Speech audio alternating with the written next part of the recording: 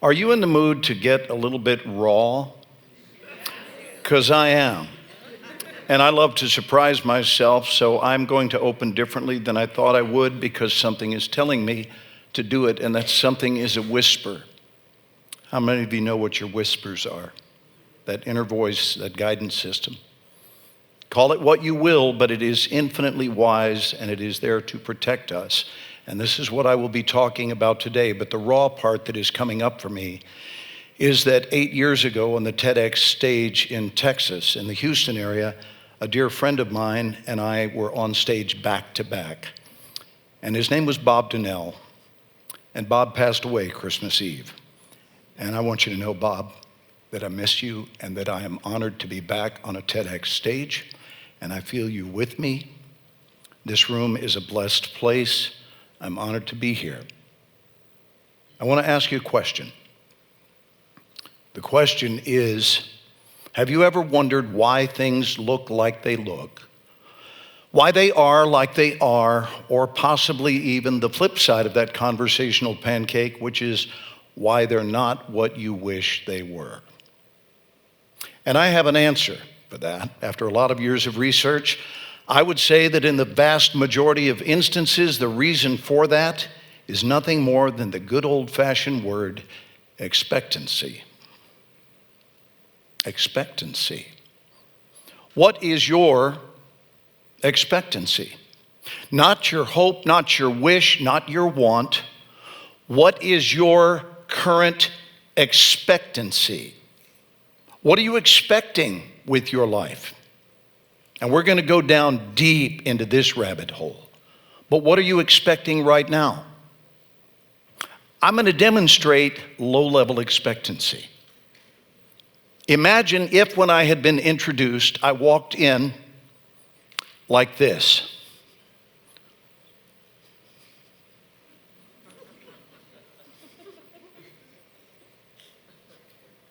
Good afternoon. At this time, if all of you would simply take your pens and your pencils, I would like to talk to you today about a condition I refer to as extreme joy expectancy. Am I right to imagine that you wouldn't expect very much from Daddy? Yeah, so that's energy. That's what energy does. That's a lesson on the importance of presence and voice, power and connectedness. I've made my living playing authority figures. I have been acting total for 55 years, but Jonathan gave me credit for the 51 that I've been paid for. And that's true. I started when we had a saying in Texas. The saying was when I was knee high to a grasshopper. You heard that? Good, good. Hey, weird random thought. Count with me to 10 in Texan, because if I don't teach you this, it'll be remiss. Can you do this with me? Just say this. 1. Oh, that was good. 2. No, you got to stick your chin out a whole lot more than that. You got to even risk looking stupid. Here we go. 2. Good. 3. Next one rhymes with your lawn mower. It's pronounced fower. Say it again. Good. Back of the throat. 5. Next one has a whistle on it. 6. Oh, good. The next one, we went to the state capitol and we had the letter V removed. It is not S-E-V-E-N. It is S-E-B-M, and it's pronounced 7. Say it again. 7. Back of the throat again. 8. 9. And 10. It's 2 syllables. Say it. 10, which rhymes with Glenn. Okay. I've done my due diligence and shared with you that. So I want to tell you how this all started, and I'll be giving you the TEDx condensed version of this. But when I was 11 years old, my mother took me and my older brother, Brian. God rest his soul. I lost my brother, my one and only brother, 6 years ago. And Brian, brother, you just made a TED Talk. Glad you're here with me. Both of us went to the Dallas Theater Center that day. My mother wanted to expose us to what she referred to as culture. We're going to get some culture in my boys. So went to the theater, and when the curtain came up a few minutes into the play, a girl I knew from school walked out. And it was a surprise. I didn't know Debbie was in the show. It was my friend, Debbie Siegel. And everybody on that stage looked like they were having a blast. This whole thing was beautifully orchestrated for my benefit so that I could look there and get excited about it. Now, mind you, proof that beauty is in the eye of the beholder. My brother is 2 seats down. My mom's here. My brother's here. I'm having a life-changing experience. What I'm watching is going to change the trajectory of my entire life, still feeling it today, what happened that day. Cut to my brother over here who's watching the same play, but frankly would prefer eating broken glass and mayonnaise. He doesn't want to be here at all, but it changed my life. Beauty is in fact in the eye of the beholder. Everything is in the eye of the beholder. And at intermission, I went and tugged on my mom and said, "Hey Mom, I would love to do that, and I've got a friend that's in the show. You saw me smiling, that's because my friend Debbie Siegel is in the show." And she said, "Well, I'll look into it. I'll see if they have classes, and we'll see what we can do to get you enrolled." Thank you, Mom. Thank you, Mom, because my mom was Action Jackson, and she changed my life because she took my yearning seriously. And she put me right in class the following week. I took to it like a duck to water. I started doing plays immediately, and I worked for free for 4 years until I got my first national television commercial. I booked the very first thing I read for, and this is really the topic today, a condition I refer to as elevated expectancy. So the fact that I booked the first one taught me this lesson. I book. That's not said from ego. How many of you can relate to what I'm saying? I book. In other words, booking happens right here. So now that same template of expectancy applied on the next job and the next job and the next job. And before I knew it, I had booked 4 jobs in a row. And I just thought this stuff was easy. But only because I didn't decide otherwise. Yes? Right? Henry Ford said, whether you think you can or think you can't, you're right. So now a big feature film comes through town, and I wind up auditioning for the lead in the movie. I've never been in a movie. And I book that, and my life changes. I spent the following summer in a limousine traveling around the country, signing pictures and kissing women, and frankly deciding that that was a lifestyle that worked for me. Then I went back, finished high school, fell in love with a gal I used to live 2 doors down from when we were little kids, and that woman and I have been married for 47 years, through thick and thin.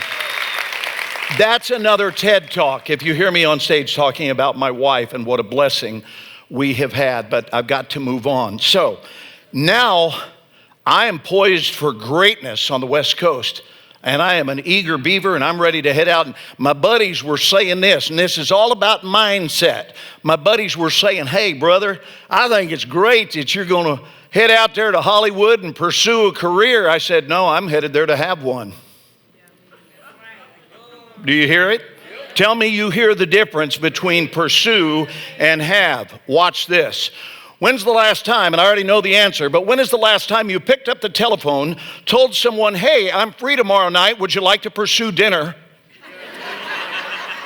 I'm guessing we're right at 0, right? Nobody's ever done that. So think about this, because I thought about it when I was 18. Why do we use pursuit as the modifier with regard to a career, but we say the word have when talking about acquiring dinner? So at 18, I went, well, what if I just go to the West Coast to have a career? What if in my mind, regardless of what anybody else is thinking, what if in my mind I see careers equally as habable as dinner? Come on with it. Seriously, equally as habable as dinner. So I headed out there. Let's fast forward in time to 2009, June of that year. I'm standing in the shower. Why? Because I always shower in June. on odd number years. So I'm in the shower, and all of a sudden I get one of these epiphanies. We call them whispers, right? That inner voice. I'm in the shower, and I hear a whisper. And it's not the kind that frightens you. It's not like Norman Bates from the movie Psycho on the other side of the curtain. I'm hearing a whisper, and it's a very friendly voice. And that voice is a voice that is absolutely there to love on me and protect me and guide me and hold me. And right now, it wants me to hear something, and it wants me to write it down. If you ever want to look at any of my online talks, I talk a lot about listening and obeying the whisper. So it wanted me to write down now, not later. So I turned off the water, went out. Evidence of the urgency was all over the floor. Did not bother to dry off. Hand to God, didn't dry off, wrote it down. Here's what the whisper had to say. This is straight out of thin air, and it'll change your life, I promise. Here are the 4 rooms of expectancy. Room 1, impossibility. Their theme word is the word no. These are the negators of the world, the naysayers of the world. Here's what they sound like. Well, what if we, no. But I'd love to, no. But I'm in love with her, no. But couldn't we, no. Have you ever known any of these people? Okay, I'm sorry. And I hope you've never been such a person yourself, but if you are, there's good news, which is you can get out of that room immediately. Okay? So the only thing I have to say about room 1, or if you're hanging with people from room 1, leave. That doesn't mean don't be nice to everybody. Please do. Come from love. Demonstrate love. Connect with all people. But all people doesn't mean long-term friendships. Be more discerning. Decide who is a coffee house friend and who is a lifetime, a reason, a season, a lifetime, right? So when you're choosing long-term macro relationships, be mindful of this. Let's move over to room 2. Again, room 1, impossibility, theme word no. Now we move to possibility, where the theme word is maybe. Maybe. It's the room of neutrality. It is the birthplace of listening, right? These people don't stand around with their arms crossed like this. They are wide open, and they're saying, tell me more. I'm listening. These people are avid note takers. They really listen. Strangely enough, they take notes, but they only, in room 2, use pencils, specifically number 2 pencils. I wrote that this morning. I'm not sure I feel great about it. Now we move to room 3. Room 3, we've now upgraded to probability. So let's review. Impossibility, room 1 is no. That's the theme word. Now we go to 2, possibility, theme word maybe.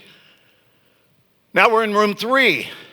Their word is likely. This is the birthplace of optimism. Ooh, now it's getting interesting, right? These are the people that lean forward in life. These are the people who hold in their hearts what I call elevated expectancy. In other words, they're looking for things to go well. They complain about nothing. It's not their nature, because they understand that that complaint cycle interferes with everything. Oh, I would give you an hour and a half talk on this if I could, but I'm going to move to room 4. So room 4, the most elevated expectancy there is. Any guesses? That's the code word, so you're doing well. What's the name of the room? That is it.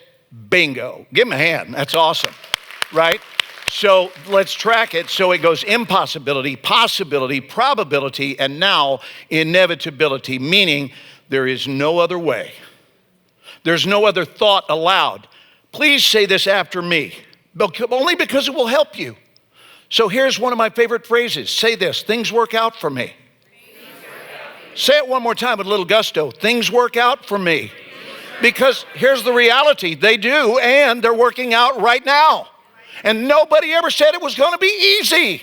Nobody told you that. There are chapters of life that are really, really hard. But even in that, on some level, things work out for me. And I'll promise you, when you hold on to things work out for me, it takes you out of every form of anxiety there is. It eclipses anxiety because you've left no space for it. Daddy's all jacked up today. So let me close by offering a little thought from one of my favorite artists. In Texas, we called him old Michelangelo. In Italy, they call him Michelangelo, right? So Michelangelo, when he was 26 years old, amazing, carved a familiar statue. You know it. Maybe some of you have been to Florence, called the Statue of David. Took him 3 years. He started in 1501, finished in 1504, and a little known fact, he actually grabbed a piece of marble that had been discarded by 2 other artists. They had labeled it flawed, hence the expression, one man's trash is another man's treasure. Amazing. So they just said, we won't do anything with this. The marble is bad news. And actually, Michelangelo let that marble sit for 42 years. There was that kind of gap. And then he grabbed a hold of it and said, watch this. And he pulled David out of that marble. When he was asked how he had carved such a magnificent statue, how did you carve the statue of David? Might be the most brilliant thing I've heard anybody say in life. Here's what Michelangelo said. He said, I didn't carve David. I simply carved away everything that was not David. Oh, come on. Why don't you just go ahead and explain life to us? Meaning that every one of us are all slabs of marble. What do you want to carve? It's already there. Do you understand? You don't have to become anything. It's already going on. That thing you've been chasing, you already are. I'm going to say it again. The thing you've been chasing, you already are. It is simply buried underneath rubble of doubt. Most of it issued to you by society. So I'm going to close with this invitation. You know, our self-esteem, it governs a lot of things.